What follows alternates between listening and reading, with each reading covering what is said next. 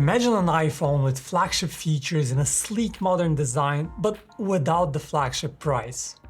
Sounds too good to be true? Well, it might be closer than you think.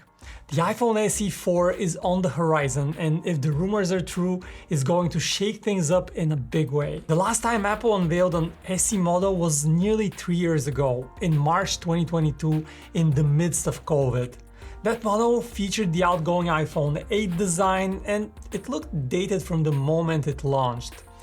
And then Apple ran with this design for 3 years. Now 2025 is finally time for a change, and we now have a bunch of rumors about the next iPhone SE 4th generation, so let's see if this new affordable iPhone is worth waiting for.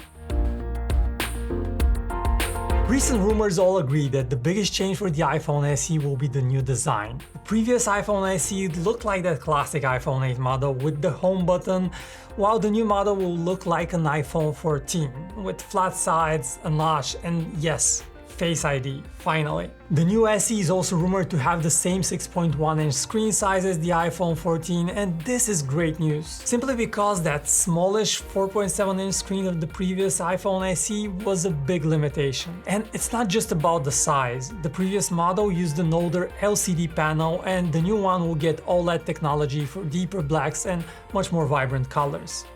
It's also possible that the new iPhone SE 4 gets the programmable action button in place of the mute switch, but that is not certain. And as for that new camera control button that Apple introduced with the iPhone 16 series, that one is less likely to make it on the SE, but it's still possible. Oh, and of course, the new SE ditches the old Lightning port and switches to USB-C, which means less cable clutter and is generally great news. The question remains whether Apple will give this new iPhone SE a top-end processor as well. Chances are Apple will want the iPhone SE 4 to support Apple Intelligence.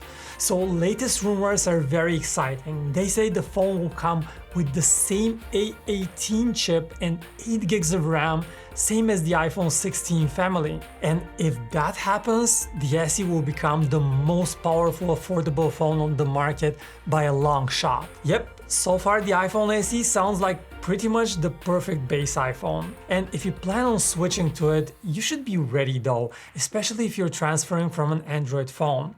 After all, you don't want to lose any of your precious photos, or imagine losing all of your chat history. That would be a disaster. Thankfully, there is a tool that can help you securely and seamlessly transfer all your data to your new phone. A portion of this video is sponsored by Dr.Fone.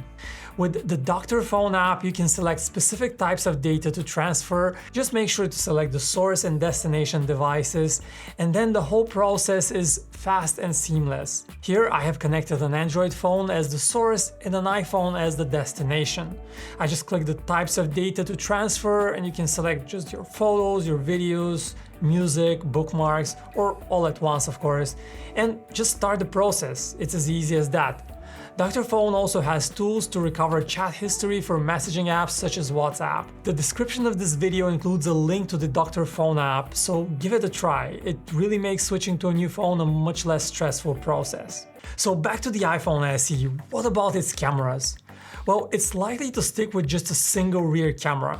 That definitely seems like penny pinching from Apple, when even much cheaper phones these days come with at least an additional ultra-wide camera.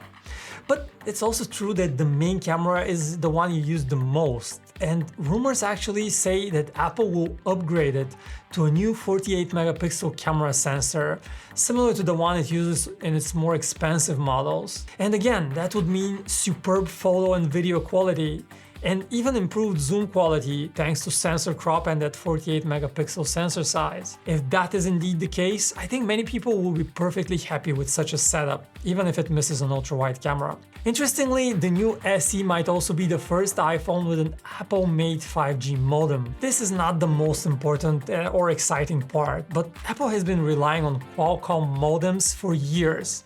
But the two companies have a long history of litigation, and it's not a happy relationship. Apple has been trying to break away from Qualcomm modems for a long time, and it finally might be ready to do that with the SE. Next up, what about the battery life? The previous SE was a tiny phone with an unimpressive battery life. The new SE battery size, however, should match that of other 6.1-inch iPhones, which means you at least have a phone that can comfortably last you one full day. Charging speeds are not likely to change. Most iPhones support 20-watt speeds, but the SE should have the typical Apple conveniences like MagSafe wireless charging. So all things considered, is this new iPhone SE 4th generation almost too good to be true? Flagship chip with Apple Intelligence support, a modern design, solid main camera, decent battery life.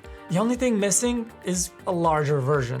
But also, if it's so good, won't it also cannibalize sales of the iPhone 14 and iPhone 15 models?